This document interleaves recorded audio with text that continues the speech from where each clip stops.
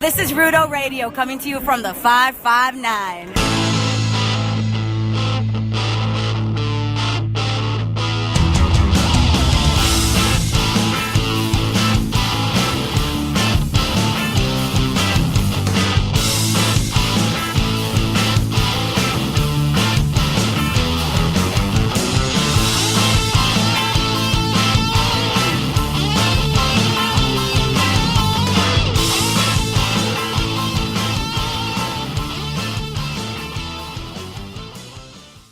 Hello and welcome to Rudo Radio, SB Nation and Cage Side Seats weekly wrestling podcast.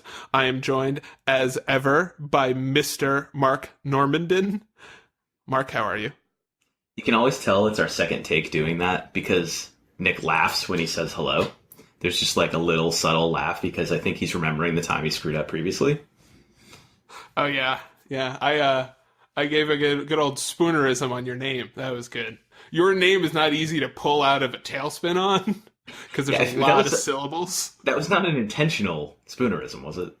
No. Okay, no. Man, I thought we were friends. That's all. So how are you doing? How's life? It's exhausting mostly, but at least it wasn't exhausting because of Raw this week. That's good, I guess.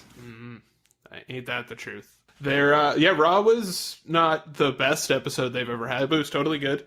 It began and ended really well, and there's a big announcement in the middle that was very exciting, which is that Kurt Angle is going to be the headliner for the 2017 WWE Hall of Fame, which will happen at WrestleMania weekend. I'm going to say, someone just stopped listening right there, and they're like, Kurt Angle's going to headline Mania? Oh, shit. He might. You never know. Rusev.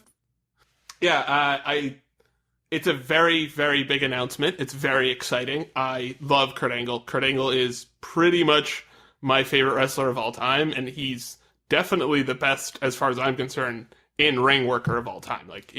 He could work with anybody, do anything. He was magic. You know what else is cool about Kurt Angle? That was a question, and with a question mark, you usually say something after it. $1 billion? What is also cool about Kurt Angle is he's still alive to be inducted while he's living.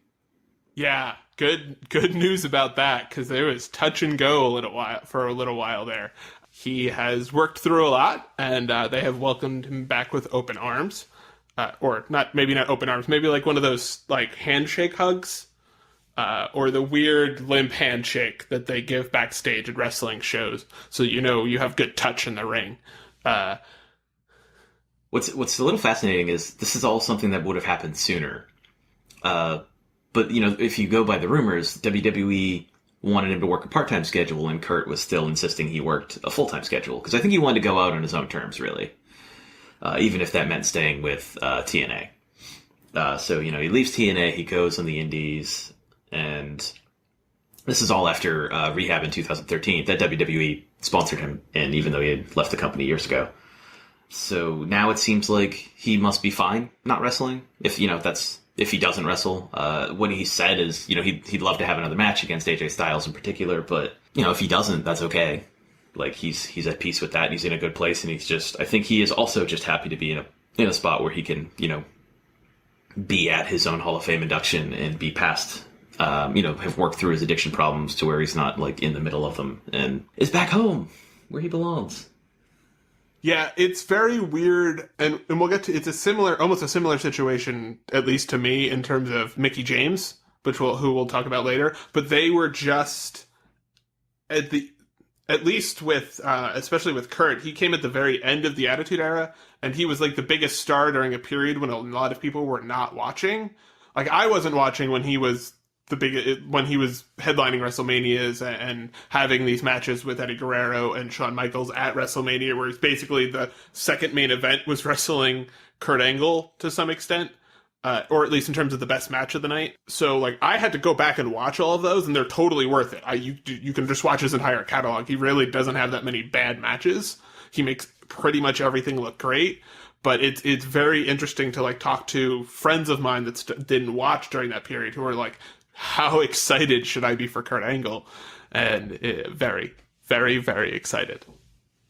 I really hope they put together like an Angle network package to watch through. But even if they don't, man, just pick a pay-per-view from during his time with WWE and start watching.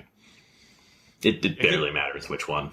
The best match is a weird one to bring up and highlight, but it's the 2003 match. At least for me, this is the best Kurt Angle match. 2003 match at the Royal Rumble with him and Chris Benoit. Very, very, very well worked match. Very realistic. It's Kurt has a very realistic style, but he could also go big. And he has my favorite, the like barely getting the one arm straight up kick out that he does is like my favorite kick out of all time. I love Kurt's entire like oeuvre, but his like little things in the ring that he does are really special to him, and I'm going to love seeing them again if he wrestles, but I'll also love rewatching the matches and remembering all of them again if he doesn't. Him versus Lesnar sticks out, and not just because Lesnar, busted his whole neck with that shooting star press. That's still uncomfortable to even like imagine in my head as I talk about this. For sure, ridiculousness. The match against Shane, where Shane falls off of heavy things and tall things and goes through sharp things, is also pretty great. It's not your typical Angle match because they're usually, like you said, so beautifully worked and kind of orchestrated and such a realistic style. And this one just has like Kurt Angle is going to put Shane McMahon through glass. He used to be in the video package at the beginning of the shows. I forget exactly what he says, but he's basically like, I thought I killed Shane. And then just show him doing a belly to belly through the glass, the like King of the Ring glass that they had on the stage, the prop glass. And then like the first time he throws, he doesn't get him thrown. He just drops straight down on his head. And he's like, I thought I killed him. That is such a grimy match, but it's really good because those guys worked two completely different styles. And I think it's like that feud is like one of the best feuds he's ever had because one guy wrestles such an over the top, ridiculous style. And he's so real that it really, the fact that he could carry those matches the way he did was really incredible. I don't think it's a question he's the best wrestler in ring wrestler of all time. Like he's the best wrestler, like broad of all time, I feel like, considering he's also an Olympic gold medalist and is considered one of the better freestyle wrestlers of all time, at least American. So I feel like he's actually the best wrestler of all time. It's a real shame that we're unlikely to see him face off with Chad Gable. Like, it's so obvious, but at the same time, it's not something you've ever been able to really do. Because Lesnar has his amateur background and everything, but there's a lot of guys with an amateur background, and they focus on different things. It's not like their Olympic background and being that good is not what defines them. So, maybe down the line Kurt will have a match with Gable, but, it's the kind of thing where I wrote about this a little earlier this week on Cage Side, but if Kurt wrestles anything, it's a bonus. Like, I'm glad he's here. I'm glad that we have an excuse to happily watch his old matches instead of be like, I miss Kurt.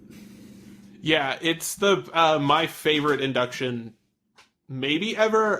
The only one I can think of that would be close was Randy Savage, but he had passed away by the time that they had inducted him into the Hall of Fame. So like these guys, and I mean, while tragic, Randy Savage died in a way that a lot of people, not like from a drug overdose, so it wasn't the most tragic thing, but it was sad that he died. Like, I'm so happy Kurt Angle is alive because it did not look like he was going to be, and now it seems like he's very healthy and like we said earlier, in a very good place, and it's really nice to see them rewarding that in the way that they have in the past with guys like Jake the Snake.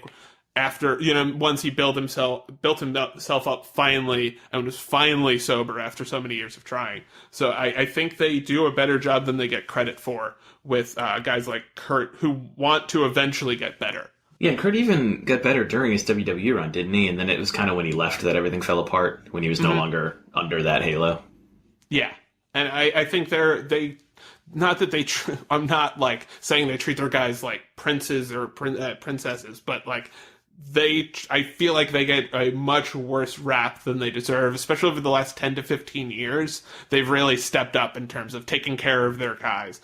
There are things I don't like but that's a different podcast. But I think this is a good step for everybody involved. And I'd like to see him, if not wrestle, be involved on television a lot going forward, because he's a great character too. Yeah, he's very underrated. That he was somehow that talented in the ring, and also was great on the mic and was a great comedy character. So, I mean, just totally well-rounded, could do anything you needed him to, and did it with like this crazy enthusiasm and natural charisma. Yeah, he is the best video game wrestler of all time. I know this because I used to just run through people with Kurt Angle. He was like a 97 rating in one of the WWE, like when it was SmackDown versus Raw. He was the best video game character ever. Just German suplexes for everyone. He's Brock Lesnar. Yes, essentially. Speaking of... Oh, yeah. Excellent. Well played. How about that opening for Raw? That was pretty great. Nice. Roman Reigns. Brock didn't stand around and smirk. It was good. He didn't just assume, like, yeah, I'm better than all these guys. He was like, I think everyone's forgotten that I'm better than all these guys. Yeah, they forgot about Dre, and Dre made it very clear that his album was going to take like 15 years to come out. No, that this version of Brock is the one that everybody genuinely loves and isn't just like think they love, which is the new Suplex City version of Brock, where it's like, I'm going to hit 37 suplexes, and it's like, okay, we get it. You can throw a lot of suplexes. We want to see you throw tables at people. Throw car doors that you ripped off. Yeah. Yeah, that's what we want. We want the good stuff. We want you, like, picking up Braun Strowman and throwing him on other guys. Oh, my God.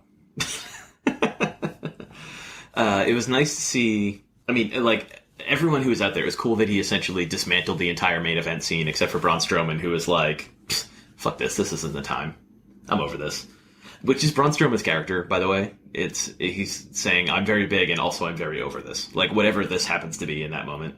He always listens to, like, Kevin Owens and Chris Jericho give their whole spiel, and then he's just like, gotta hate both of you. And walks away. You know, like, every time. And that's pretty much what he did with Brock. He, like, looked him over and was like, oh, I really want to destroy his face, but, God, it's like a random Raw in January. That's dumb. That's no way to get over. Yeah, he's a thinking monster. Actually, I think he's a monstrous heel, which sounds like a weird distinction, but I'm very excited for whatever program they have with him. And holy jeez, those like 4 seconds with Sami Zayn and Brock Lesnar looking at each other, and Brock just being like, come at me. And Sami being like, all right, we're awesome.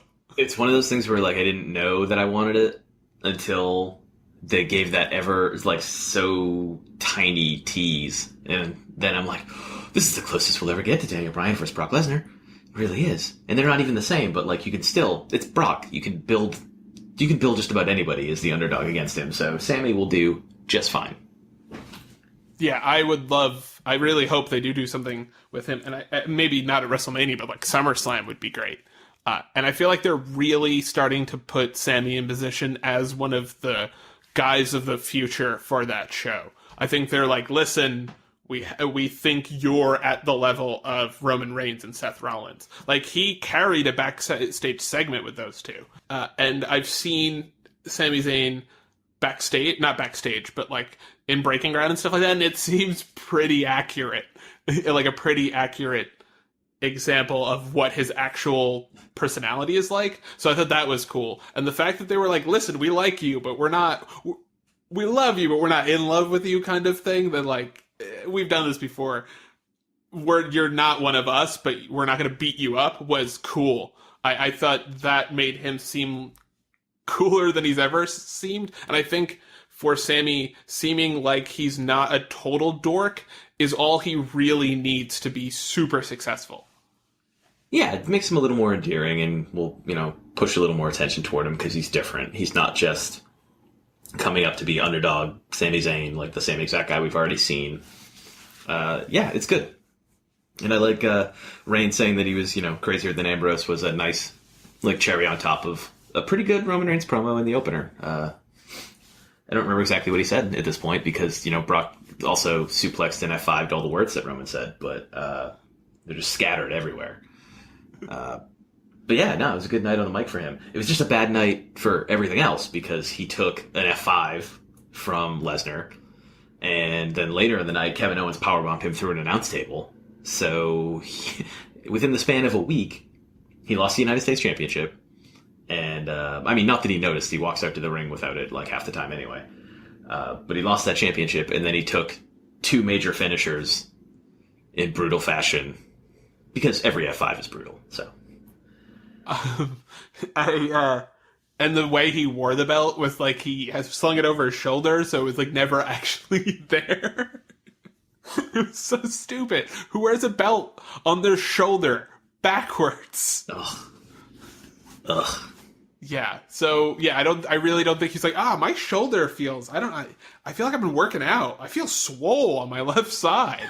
That's basically what he was doing.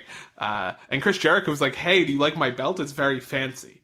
That was how he was wearing it. He was wearing it like his $750 scarf, $7,500 scarf, or is the rug $7,500? I can never remember. I just thought that was one of. I think in terms of an opening segment. I mean, we just spent like 6 minutes talking about a Raw opening segment, and never did the words "Holy shit, I wanted to die" the entire time come out. So I feel like that's a major positive step. Well, Mick Foley wasn't there, so yes, and Stephanie, to be honest, she wasn't on the show. I don't remember her. I don't either, which is a good sign at this point with the way she's been acting. If I don't remember her showing up, then she didn't. She didn't put down a face to the point where they sat in a corner crying and probably pissing themselves. Yeah, it kind of reminds me of the John Cena, Alberto Del Rio rents his cars kind of thing, but she does it like once a week, where you're like, stop it, please, we love you. But you're not even a heel. That's the problem. You're like also the biggest baby face on the show because you can make whatever the fans want to have happen. It's So yeah, it's really great that they weren't on the show. They really need to fix whatever's going on there, which is something we've talked about a bunch. But if they can just have opening segments like this from now on, I'll be much happier to sit through an episode of Raw and not want to gouge my eyes out because it's like 13 segments of crap I don't care about to get 2 good matches. I mean, I wasn't happy that Shane was opening SmackDown, but at least he was opening with an announcement, and it was... I mean, we already knew Elimination Chamber was happening, and that it was SmackDown exclusive, because I'm pretty sure we looked it up on last week's episode. Yeah. And I'd also, earlier that day, looked it up to see what city it was in. Just to know. Curious where they can fit the Elimination Chamber. Is it Tampa? It's Phoenix. Oh, okay. So, that's happening. So the announcement was more, hey, we're having a WWE title match there. Which is great. That's great. It's probably... what do we think now? Cena wins 16 at Rumble, loses it in the Elimination Chamber, somehow is able to fight for it again at Mania, and that's where he gets 17. That maybe I could definitely see that happening. The one weird thing is how quickly after not Survivor Series, the Royal Rumble, the Elimination Chamber is. So I'm not sure if they're going to be like, oh, you can have it for 2 weeks. Like, I feel like if it was like it's very immediately after, right? Or is it a full month after? Or is that Fastlane? Elimination Chamber is February 12th. So, okay, so yeah. I guess... No, Fastlane's the one that's in March. Okay. So Elimination Chamber's right after, which would give you a full, 6 weeks, essentially, to pump up...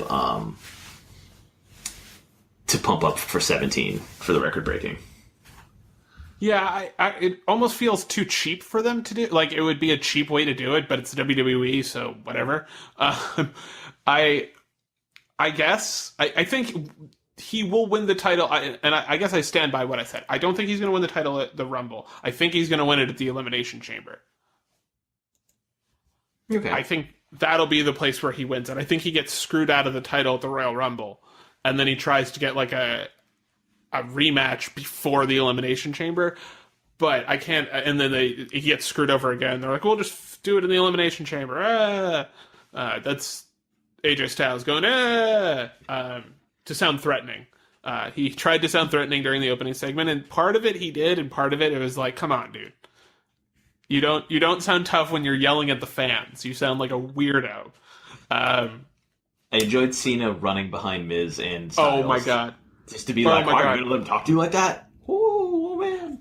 There's been, like, inklings of a new version of the John Cena character that are very interesting. Like, a shit-talking guy who knows that he's on top, but is also like, I have my fans and I sell more merch than you. Like, the John Cena recognized character that he's starting to build out, I'm very excited for. I don't think it'll be like a return to, like, I don't think he'll ever turn heel, but I think this is the way he transitions from being like the ultimate baby face. Because he's always been kind of this kind of shit stirrer, but this is like really blatant.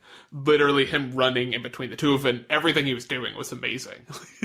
Yeah, I mean, he's really moved on from, like, I'm the underdog, I will overcome, blah, blah, blah, all that stuff. Which, I mean, had a place and a time and all that. But you can't be running for the most championships of all time in, like, a career that's well over a decade at this point, and then still be like, I'm the underdog. It doesn't work. Nobody buys it. It's not sincere. It's part of the reason that, like, by the time 2011 rolled around, the, let's go Cena sucks chants were actually split down the middle. Whereas now they're done, it feels like it's part of the game of being at a show, and it's the same way, like, with Kurt Angle, where they chant "You suck" still to this day during his music. It's not meant to be disparaging. It's just part of, like, the John Cena game, an appreciation of Cena. But it wasn't in 2011. Those were legitimate feelings of people. That's been the biggest shift for me as a wrestling fan, is the, like, begrudging respect of smart fans, quote unquote, for John Cena, and the almost ironic John Cena sucks chants. It's also weird to find an actual John Cena hater in, like, the wild anymore, where you're like, whoa, this is a lot of animosity for a dude you've never met. I have seen a few people still in the past year or so, year and a half, who still think he can't wrestle. And, like, which is insane. They'll chant it. And it's like, I'm like, do you need him to wrestle at the Tokyo Dome? Will it be okay then?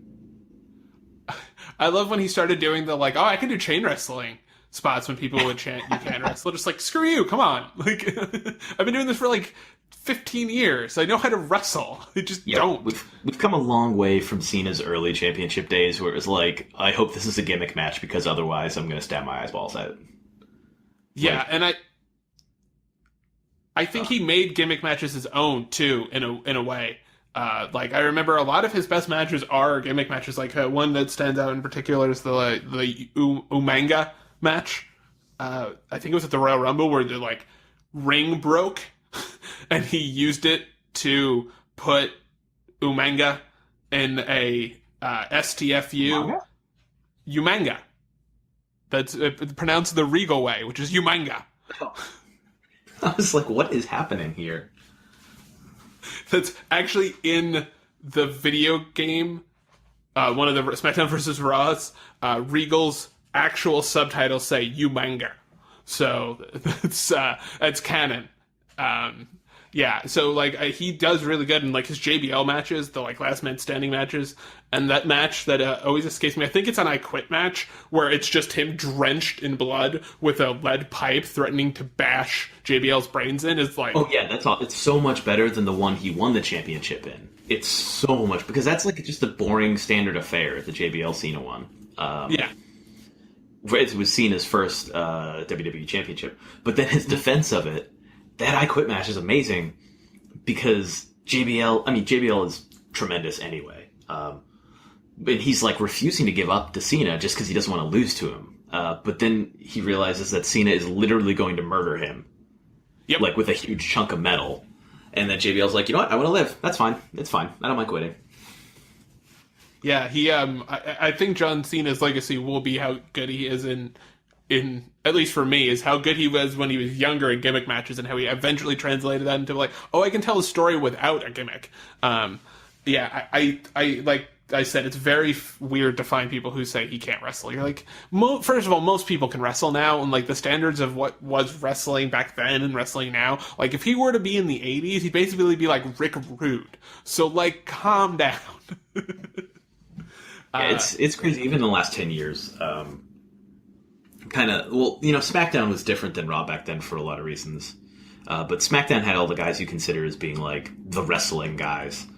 And, John was such a huge part, not initially, but John was such a huge part of Raw for so long that, even had matches where it's like, well, if I lose this match, I'll go to SmackDown with my tail between my legs. But, LOL, spoiler, he did not lose those matches. He once got drafted to SmackDown and then drafted back to Raw on the same night. That's how much they teased him going to SmackDown. And now he's on it, and it's the more popular show. It's great. Where else was I going with previous thoughts? I don't know. I lost them. I think...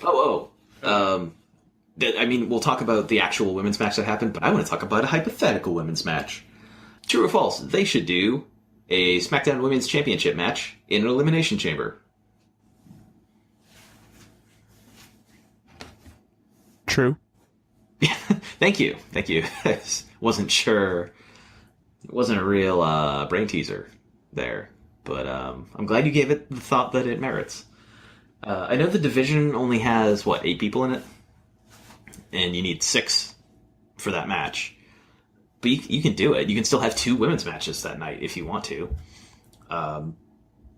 Because you have whoever the champion is. We'll just assume Alexa. Mickie James is now in the mix. You have Becky, who is clearly fired up about the way she lost the title, and now she'll get another shot at it, but maybe not, the direct route she was hoping for. You can have Nikki in there. You can have Natalya in there. You have to have Nikki and Natalya in there, I feel like. So then you have one more spot, right?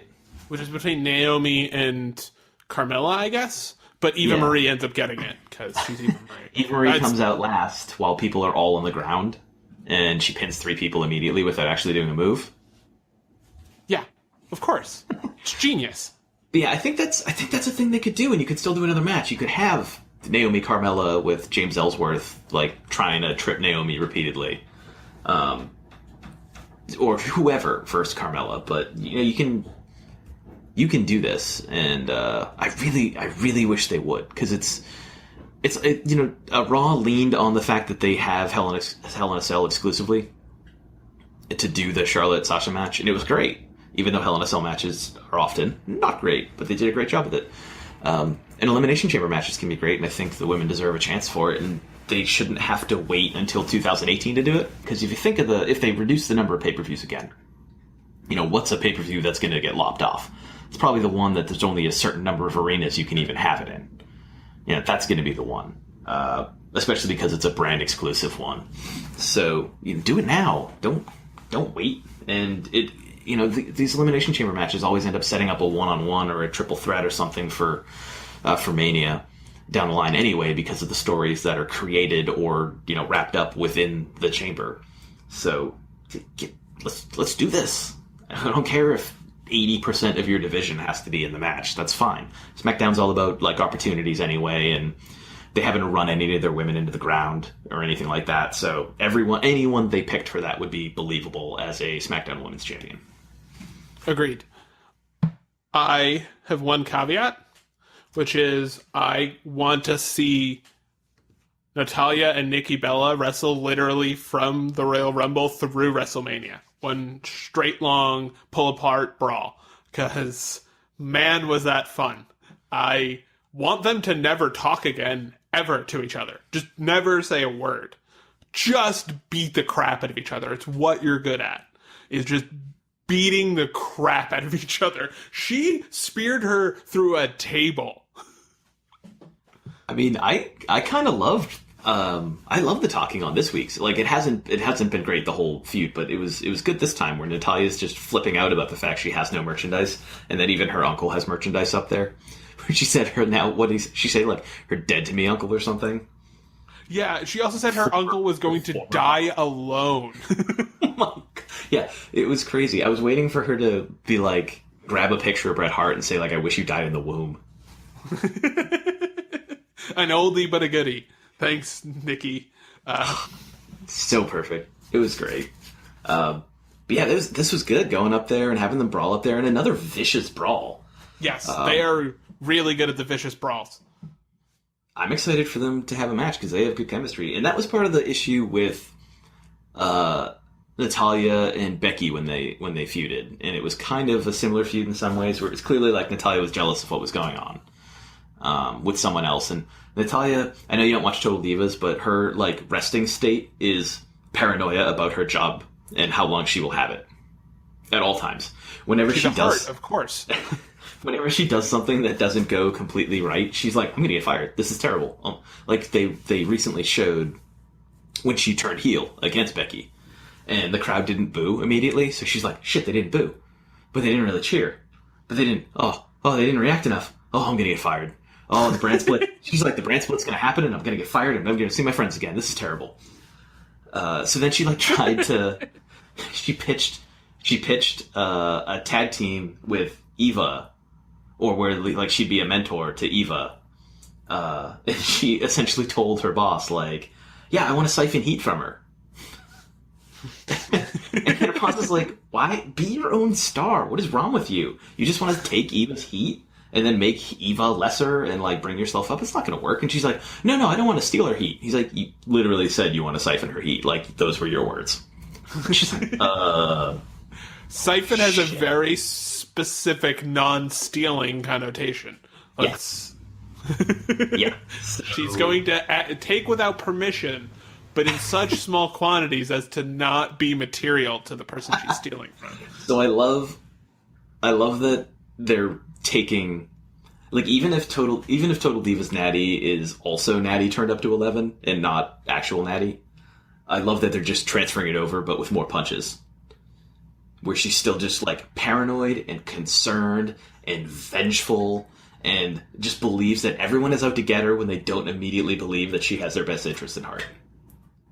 Yeah, it's wonderful. It's a great character. It's and it also, some characters work in comics when they're the same in every, like Deadpool works because he's the same in basically every single comic he's ever been in.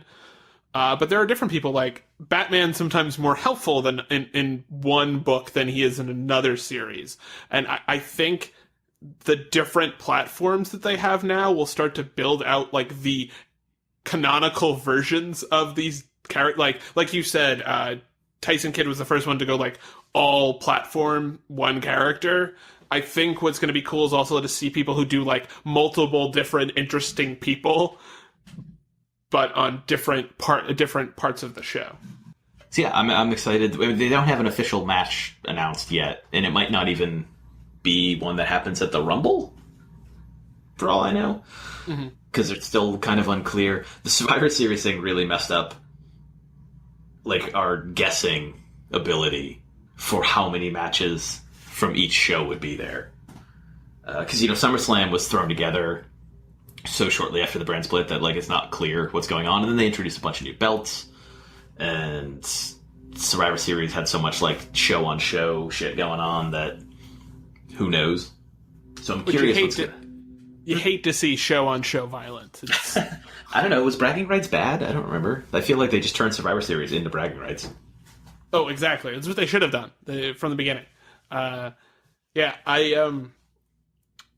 do wonder the flavor of the card, whether it's going to be more Raw or SmackDown, because of the difference in, or if they're going to try to explicitly split it down the middle to give both sides equal representation, including in the Royal Rumble match itself.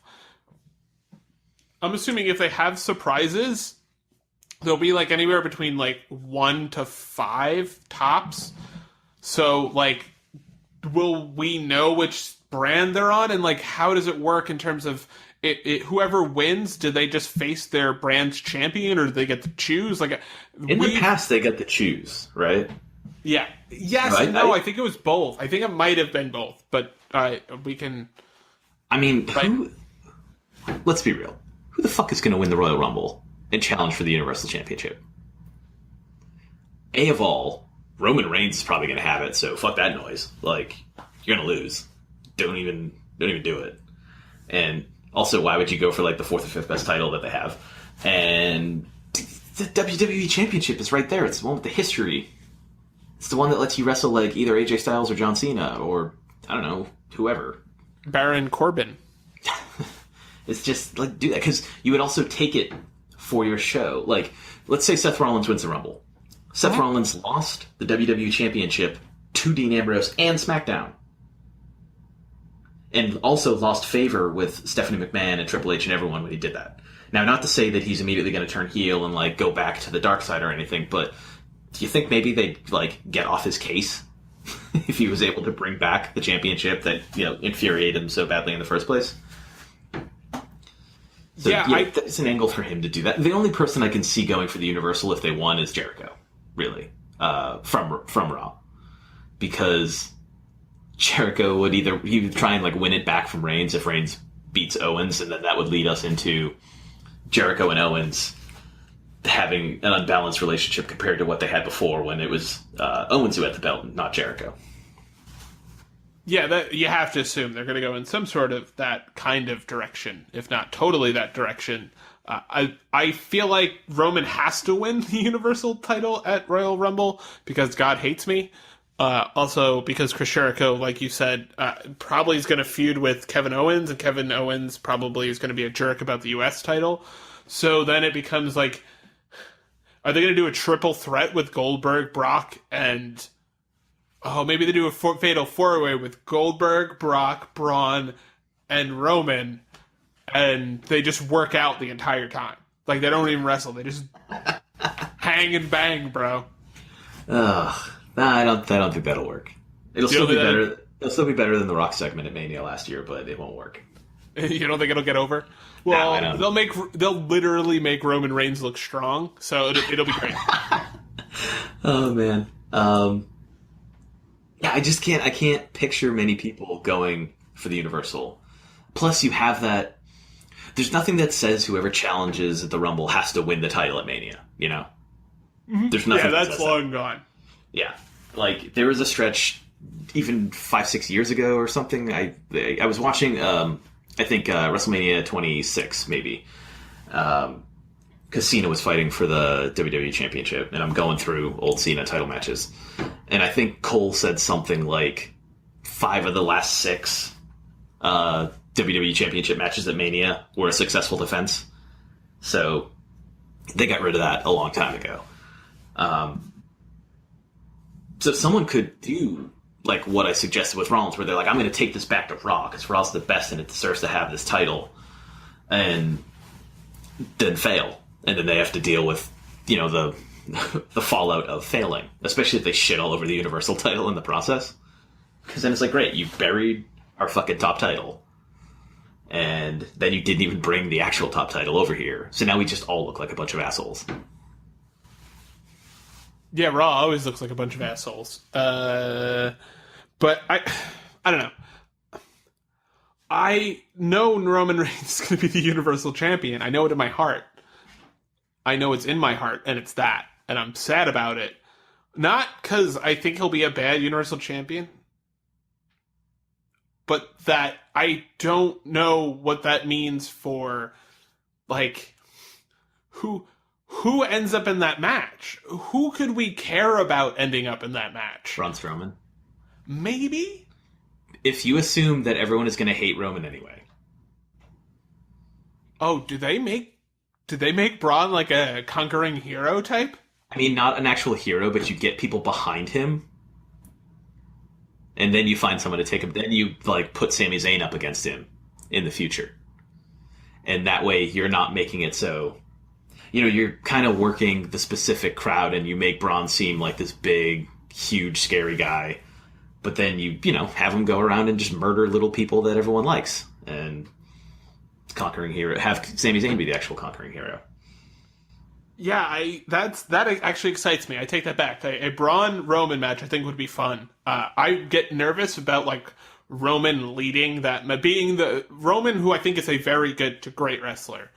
Leading that match worries me a little bit, but I trust him at this point. I mean, it would be one of his third WrestleMania world title match and his the last 2 were main events. So, like, I trust that he can have a really good middle-of-the-card match. It's just, is that really what you want with the Universe? I guess that is really what you want with the Universal title. It's why you made it up and didn't just keep the one title. You don't really care. You just want a title on Raw for the You sake make the of having Universal title because you're afraid the United States title is actually cursed when John Cena's not holding it, because he is the only one capable of overcoming all odds.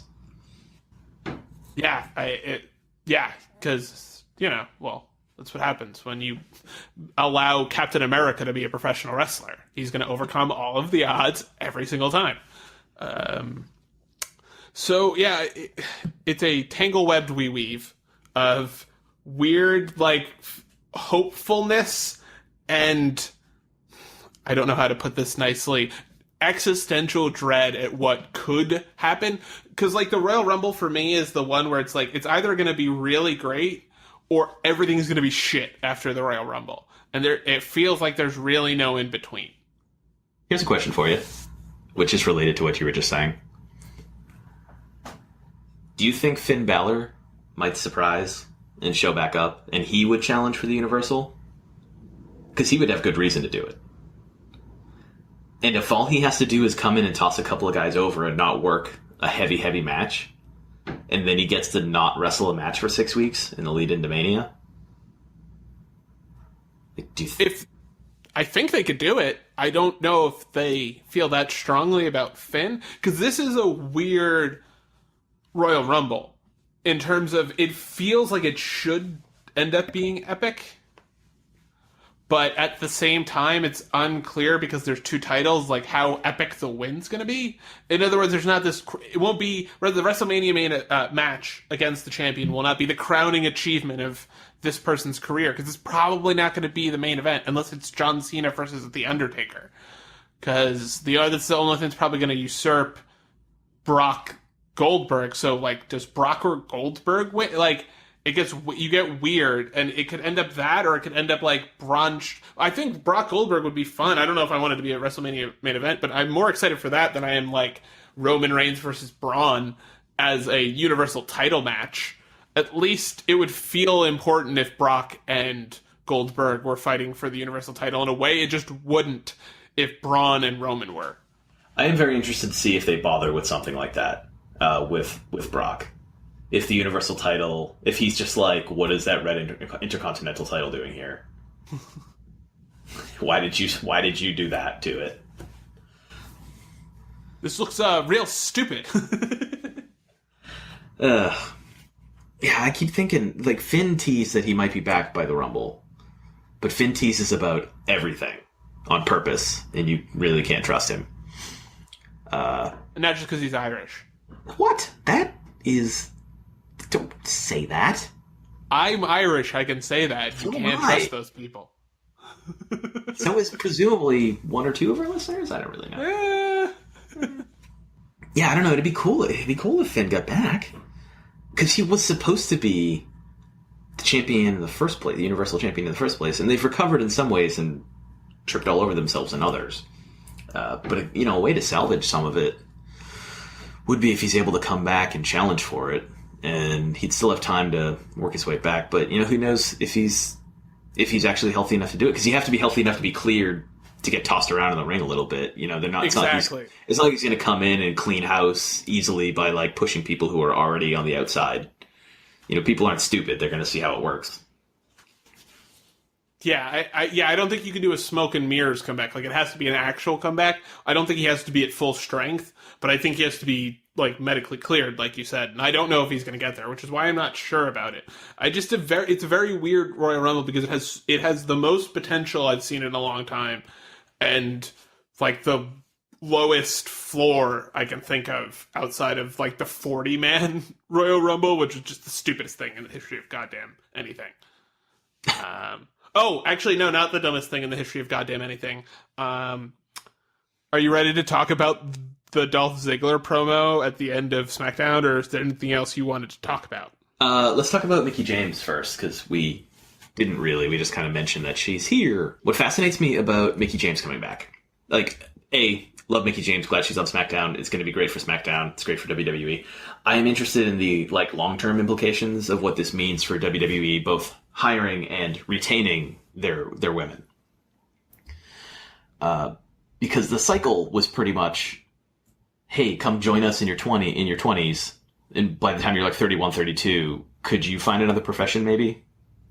Because we found someone younger. We're gonna use them. Bye-bye. So, Mickie James is 37. She's a mom. She's back in WWE. That shit just doesn't happen. It does not happen. Someone leaves WWE and they become a mom, and you never hear from them again. They might not even get a one-off. Brie Bella had talked about wanting to come back so her daughter can see her wrestle someday, and that'll be cool, especially if she keeps applying that baller yes lock that she did at Mania. It's just it's so new, it's so different, and it makes me wonder, she's 37. That's the age when Trish Stratus was inducted into the Hall of Fame. That 37 means nothing on the men's side. Cena is 39. Yeah, somewhere thereabouts. And Styles is pretty much the same age, and I think Orton is turning 37 this year. And you never hear anyone talk about their age or whatever. Meanwhile, Edge is the second youngest WWE Hall of Famer on the men's side. And I think he was 39 when he was inducted. And that only happened because he hurt his neck and couldn't wrestle anymore. So you have Trish out here who had been retired for 5 or 6 years already. And they put her in. And now she's still 41. But you can see changes where they invited Trish. Reportedly, I don't know if this is official yet, but they had supposedly invited Trish to wrestle Asuka at NXT Toronto, with the thinking being, oh, that'll make Asuka seem like the heel. Because Toronto's going to go nuts for Trish. And then Mickie James ended up doing it because Trish couldn't. But it seems like Mickie James is kind of this signal that they're changing the way things are going. And maybe from now on we'll start to have the women really do all the stories they let the men do, with this passing of the torch between generations and younger wrestlers getting to meet and wrestle their heroes, whether it's because it turns out their heroes are assholes or because they're pulling a Chris Jericho, Shawn Michaels thing where Jericho's oh man, I finally get to meet my hero and now I'm going to kill you.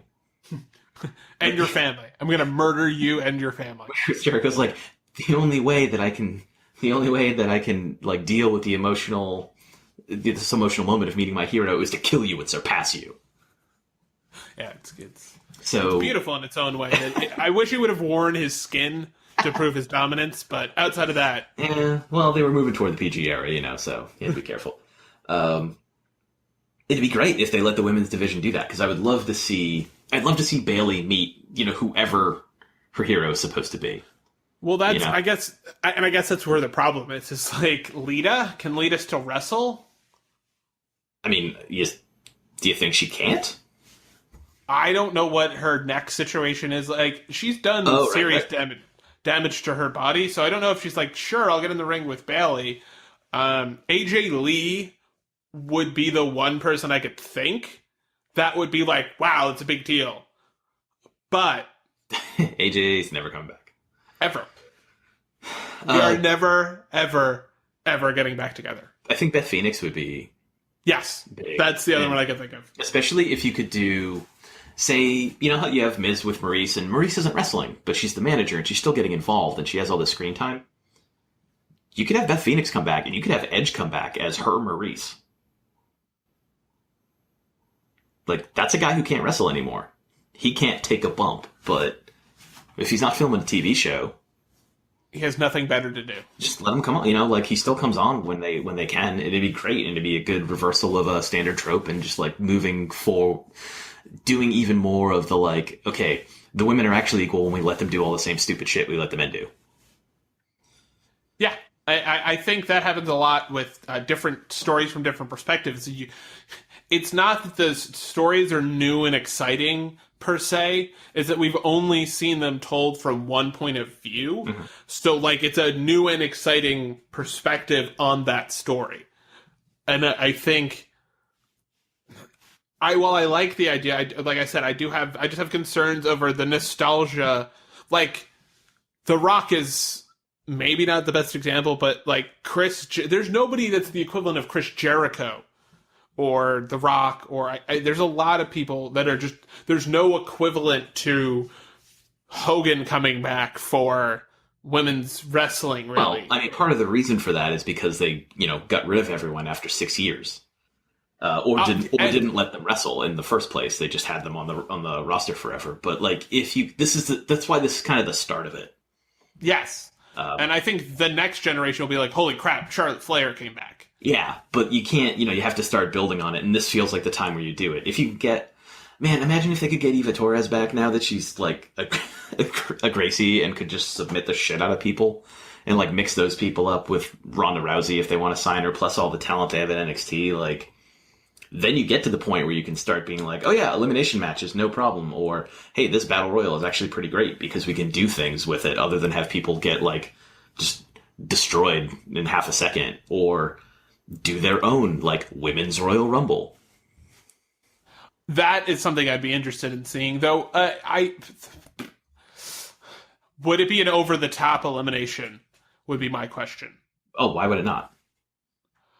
I mean, I guess I've just never seen a battle royal with women that had an over-the-top elimination. Yeah, or a point during most of the last 5 or 6 years or whatever, because, they didn't care. But I think if you start to care, you start to do that. They also weren't putting women through tables anymore, and they weren't slamming them into cells, and they weren't having them climb a cage and jump off for a move, and there's a lot of things that are changing. But I guess the difference between those is those aren't height dependent. Like, Charlotte and Nia are of the height where it makes sense to lift somebody up and throw them, but I feel like you might have to slightly change the rules to make it where you could actually have exciting eliminations because of the height. Like, Sasha Banks comes up to, like, barely the third rope. Like, she's really small. And there's a lot, like, Alexa Bliss is literally 5 foot tall. Yeah, but you can knock them over the ropes and they can hang on and try and pull themselves up, Like, dude, Rey Mysterio has been plenty entertaining in a Royal Rumble over the years. But I don't think he should be required to eliminate people over. He's very tiny. I feel bad for tiny people in Royal Rumbles. I'm a heightist. Yes. I'm a heightist. This is my terrible. average 5'9". Listen, if you're shorter than that, you're not a person. I can't trust you. Oh, man. Wow. The views of Nick Bond do not reflect me, specifically. So, my wife is 5'2", can't stand her. Oh. I'm kidding. I love you, sweetheart. You're my favorite. I can't tell if you're saying this because she's going to listen later or because she's in the room glaring at you. No, but she's in the room next door, so she can hear. Yeah, so she's glaring from afar. Yeah. That is actually that is the theme of our marriage: glaring from afar. Anyway, yeah, Women's Royal Rumble would be cool. This is a cool first step. Let's make fun of Dolph Ziggler. Yes, I'm sorry. I've been waiting for this. Literally, what a dog shit promo. First of all. What are you talking about, Nick? This has always been my voice. What a man. What a fucking douchebag. He did a bad Jericho. I already hate Dolph Ziggler, and which is a good starting point for him being a heel. This the promo was dog shit because it was like. First of all, you are one of the people that can almost kind of act in the WWE. You're not good. But you can, like, project yourself without... Like, you were in that one shoot gun movie with the cane. Shoot gun. I don't know. Rusev is wearing his tights and has a gun. So it's a shoot, but it's also a gun. Do you get it? I get it. It was, okay. I can't believe that he did such a terrible job that, like, he could barely get over the concept of I gave Jerry Lawler a heart attack. Like, in Memphis. And people were like, man. You're a jerk. It was like, I don't believe that you actually gave him that heart attack. I gave you that heart attack, as a gift. Mr. Man. Yeah, exactly. It was the very next day you gave it away. Yeah.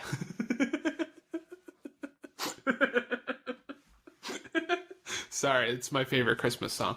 So, second favorite, sorry. All I Want for Christmas Is You. Fuck anybody else that says anybody else. I will say, Dolph Ziggler kicking Lawler in the chest to try to give him another heart attack was pretty great, though. That was amazing. Because he's like, I'm going to super kick you in the face. I'm going to super kick you right in the ticker.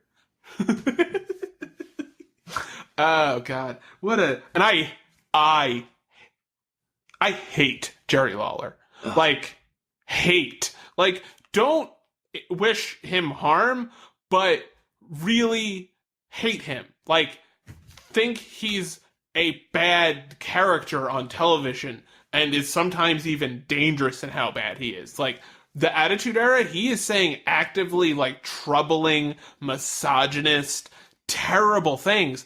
And, like, only nominally is the things he's saying, like, reprimanded by JR. It is he was a horrifying character.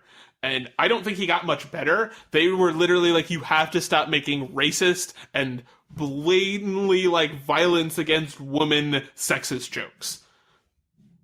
Everything else can kind of stay, though. You can even make gay jokes every once in a while.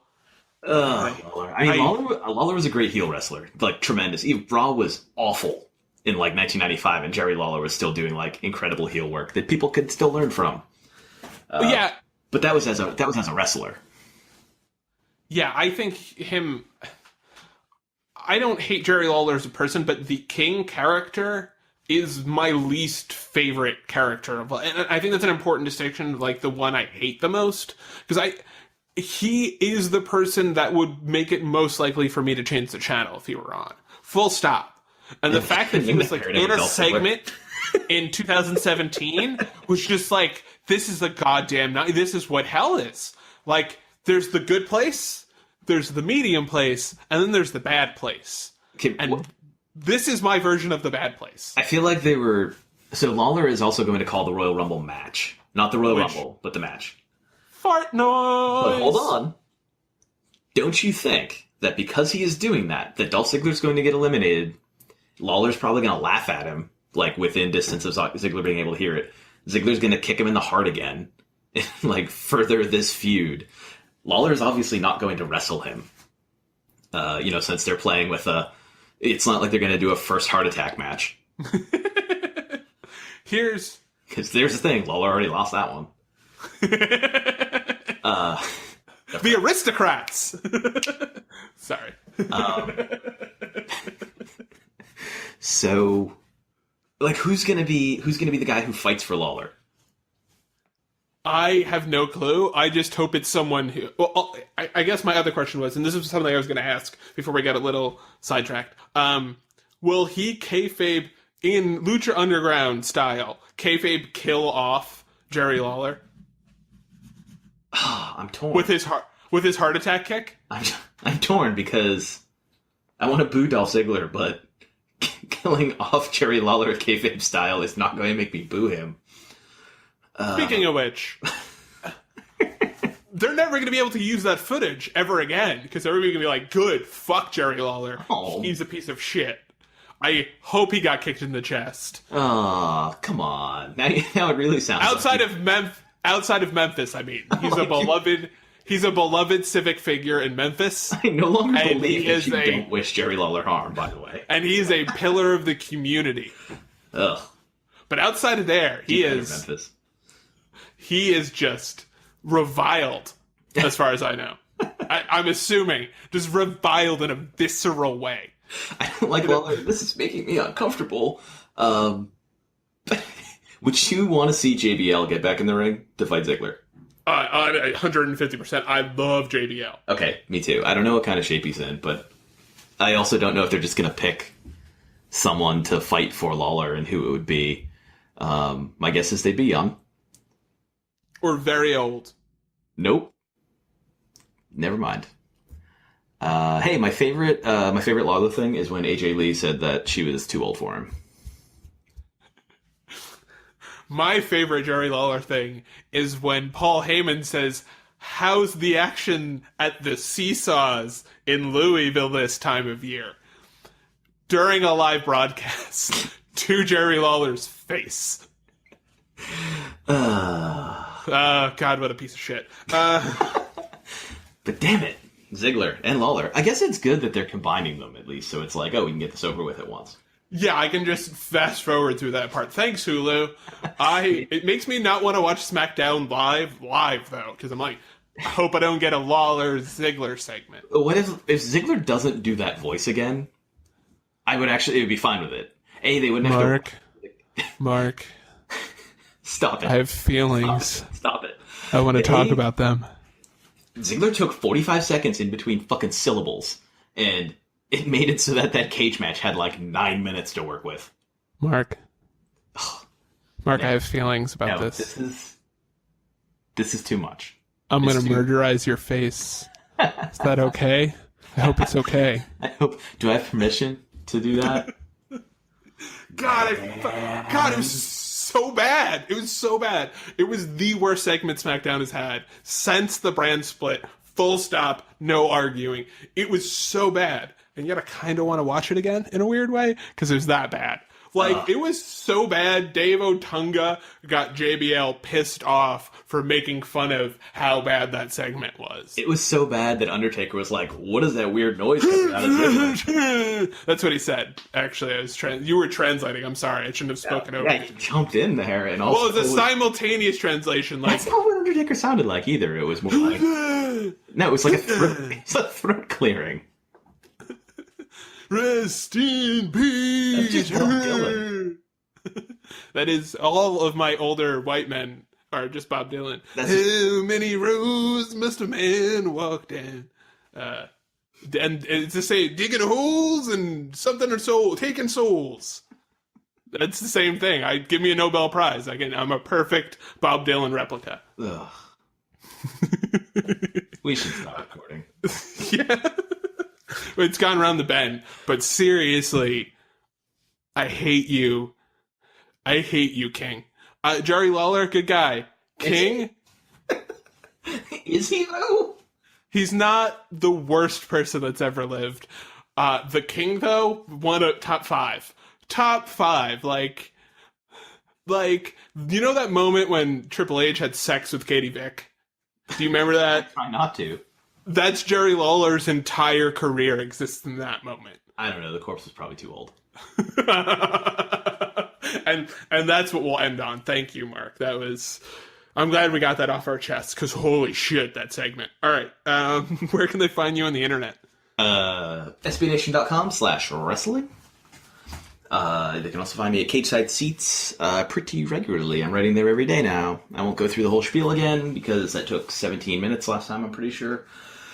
But I'm writing there all the time. And I should have a feature up, well, you're listening to this on a Thursday, presumably. I'll have a feature up on Kurt Angle's dream opponents in WWE. I mean, I don't expect him to actually wrestle any of them, but hey, this is about all we have on that regard, right?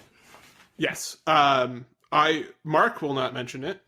Oh, where did you mention your Twitter? No, I didn't. Mark_Normandin. It's Mark with a C.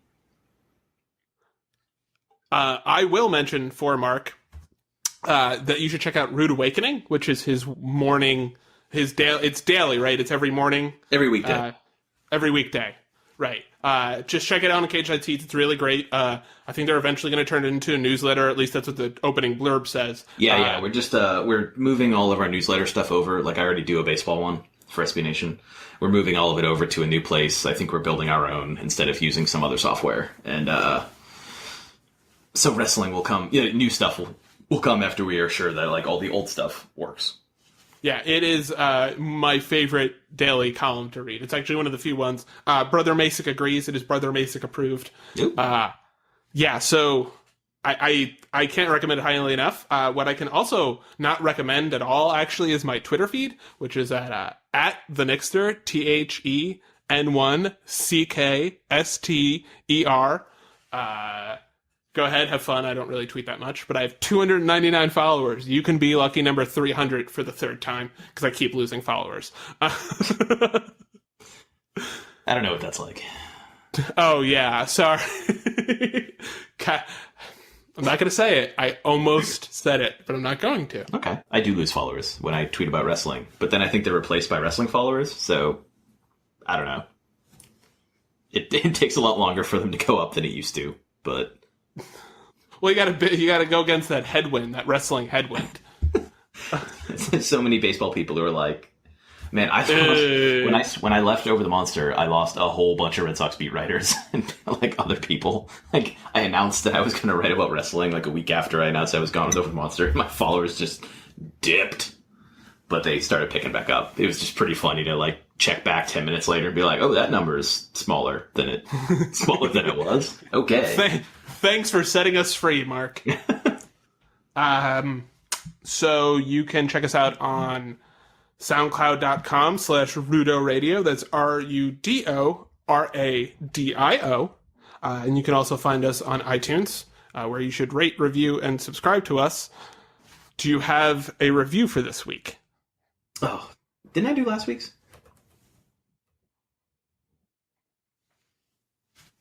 I think so. That was like a week ago, Mark. Oh, I'm sorry. My brain just went, when will my Finn return from the war? I pictured looking out the window longingly.